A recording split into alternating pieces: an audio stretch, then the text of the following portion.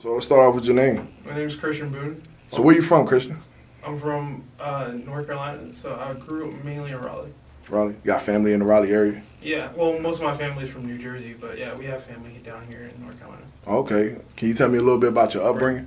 Yeah, I was brought up along with my mom and my father, Sam Boone, Blvd Boone. They were both business owners, and from that point on, I really knew that I wanted to pursue something in business. And That's what's up. Yeah.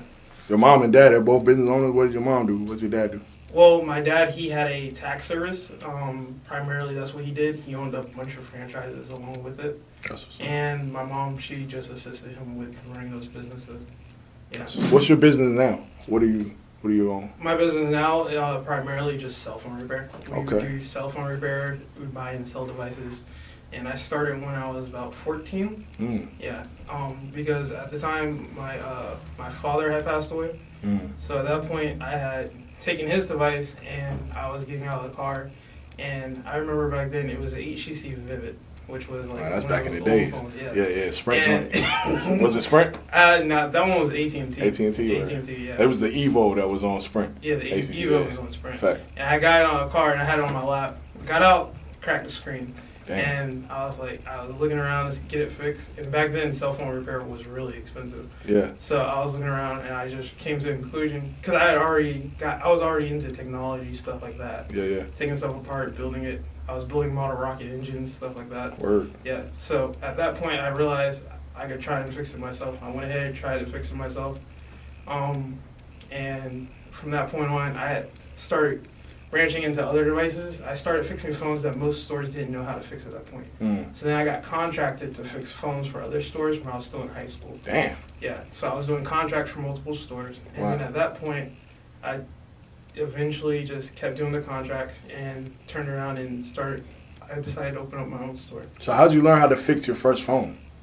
When I learned how to fix my own phone, I just took it apart and just went from there. I just knew what had to be replaced. I already knew a lot about electronics. Gotcha. I was used to working on computers at the time.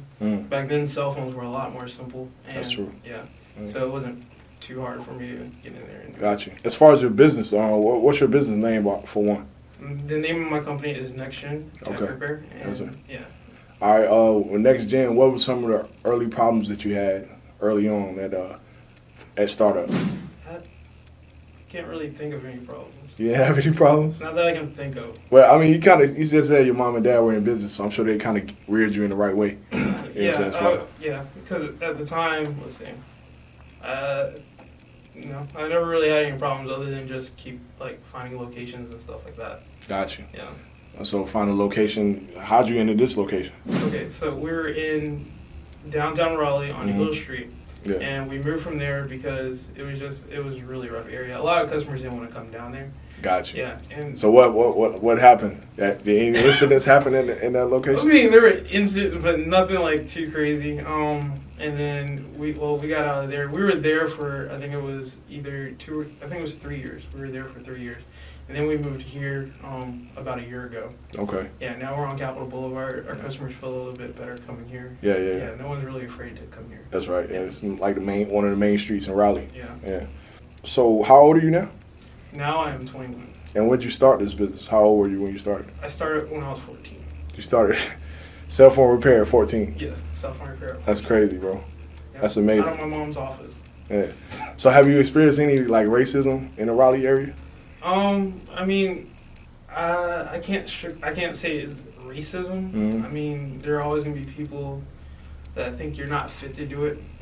Now, it could be because of age, it could be because of your color. Yeah. But me being young and black is, yeah. So, as far as the Raleigh area, do you feel like your competition is in your way at all? No, not at all. Because I mean, honestly, we work with most of the competition. Gotcha. So we really don't have any issues. Stuff they don't know how to do, they come here for. Yeah. And so you guys work together? Yeah, pretty much. That's what's up. Yeah. You care to share your financial gain at this point? Not really. But just know you're good, right? Yeah, really. You're good. All right, that's what's up. Do you have anything you can tell the young viewers how they can start? Where they can start at, where they can, what they can look to face in this business? Just starting any business is just pretty simple. Because this isn't my only business, but I can tell you that it's a lot easier than it may come across. Gotcha. There may be a little bit of paperwork, but it's usually not a lot of paperwork. And usually paperwork is what gets most people just scared not to do it. It's the same for me, man. Once I see papers, I'm out. Because the first thing is just filing your incorporation papers. It's one sheet of paper and then a cover letter. So it's like 2 sheets of paper, you have a business. Yeah. And it's like less than $200. Oh, wow. Yeah. That's so a lot of people don't understand that. That's all you really need. And honestly, it depends on how much you're making also, because you can start a business without filing incorporation papers as long as you're making under a certain amount. That'll be enough money for you to start and file everything that you need. That's what's up. Yeah, and a lot of people just don't. So how can people contact you, man? You on social media at all? We have a Facebook page. Okay. It's NXT Gen Tech Repair. NXT Gen Tech Repair. All right. What's the most money you've made since you started in a day? In a day? In a day. We've done what? I see your brother in the back whistling. He's like, oh, it's up there. It's about $1,000 a day. $1,000 in a day? Yeah. Not bad, not bad. How often have you done 1,000 in a day? A lot. A lot? A lot. Okay. I couldn't give you the exact number. Wow. It's quite a few times. That's what's up. Yeah. You have a brother as well? Yes. How old's your brother? My brother. Coke, how old are you? 17. 17. 17. So you guys are 21 and 17 and run a cell phone company store in Raleigh, North Carolina. Yes. How many hours a day you work? Well, I get here. Well, we're open from 9 a.m. to 8 p.m. I usually get here at like 7 o'clock in the morning. I do, like I said, I own other businesses, so I'm primarily doing stuff for that. What other businesses you own? I'm starting a robotics company, and I'm also doing. You're starting a robotics company? Yes. And also buying and selling cars. I'm working on getting a car dealership. Christian Boone here, explain to you about business credit. Let's go. So basically, it works just like personal credit. You talk to me, bro. Okay. You just get personal. It's like your personal credit, but for the business, use your tax ID number. And you also have a DUNS number, which is like another bureau, like Equifax, Trinity, and Experian, but just on the business level. That's the only difference. You can use your business credit. You can leverage it to buy cars, property, real estate, houses, commercial property, whatever you want to buy with it. You got your social, and then you got a business social doing. So how's that work? Okay, yeah. A lot of people, what they don't know how to do is keep the two separate. You have your personal credit, and then you have your business credit. And a lot of people merge the two together. That's why you have to be careful when you're applying for credit that it's only in the business name. Because if you do it in both, it only benefits personal, not the business. So you say you can go I can go right now, if I leave here, got a business in my name, I got an EIN number for my business. So if I got it, my business EIN number, and I took the EIN number is not what this is, right? Tax ID number, yeah, same thing. Employer identification number, yeah. So that's the social that you're talking about for the business? Yeah, but you also need that DUNS number, because that DUNS number is a bureau. Oh, okay. That's who reports. That's who keeps up with all the payments that you're paying in. Gotcha. Yeah. Say if they clear me for $500. Well, how would you say pay that monthly? How would you talking about on the net 30? The net 30. The net 30 is. You don't want to touch the whole 500. Yeah. We only want to use a percentage. The percentage you want to stay is beneath 30% of the 500. All right. We want to show them that we know how to manage this credit. We don't know how to splurge. You know what I'm saying? So you got to keep it low. All right. So by keeping it low, you pay it off. Net 30s don't work the same as personal credit. You know how you got a billing cycle and all that? Net 30s work. The quicker you can pay it, the higher your score is going to go up. Gotcha. Not with credit. The quicker you pay it with personal credit, it really doesn't help you. But on the business side, it helps to pay it quicker. Got you. Yeah, so usually like 2 weeks. So if I got 30% borrowed off 500, what's that? How much is that? That is $150. Beast. Yeah. But yeah, so 150 is what I'm borrowing, right? All right. So how often would you pay on that? Would you go ahead and pay full the 150 back? You would pay it immediately? in 2 weeks. Oh, pay it in 2 weeks. You need to let it report. You know what I'm saying? So pay the whole 150 after the 2 weeks, after it reports. Yeah. Gotcha. That's why you want to do it around the reporting date, so that way it shows up when they go to run the DUNS number and stuff at wherever you're going to get. So how many times would you say do that?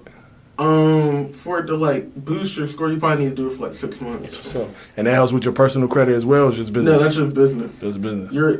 That's what we're trying to do. We're trying to keep it separate by getting the net 30s. We don't want the personal and business tied together. Got you. So when you open a business, you're pretty much opening a new person. Yeah, pretty much. It depends on how you file. How you file. Like you could do C corp or you could also do sole proprietary. Like with that ties you into the business. Like we do always C corp. C corp is the best way to do it without being tied to the business. Yeah. Okay. Limited liability. A lot of people think it disconnects you from the business, but it is exactly as it says. It's limited liability, which still requires liability. Liability, yeah. So C corp is a separate entity altogether. Got you. Yeah. So a lot of people think they're stepping away from it by doing LLCs and trying to be smart. Is this an LLC? No. What is this? This is import. M-Corp, okay. Filed under another import.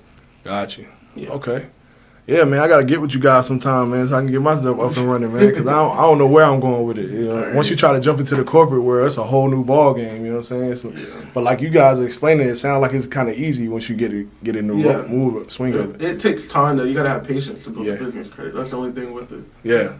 Now, where did y'all pull the knowledge from? Like, did y'all just, like, go and do a bunch of research, or just did y'all parents kind of guide y'all through, like, the process of getting your business and getting it running and whatnot? Well, to be honest, a little bit of both, to be honest, because, like, my mom, she knows a lot about the business credit side, too, and then I did a lot of research also to figure out, like, what I need to do and how to get the DUNS number and all that. Yeah. And it's a 17-year-old business mogul as well, man. You see what we got going on here, man.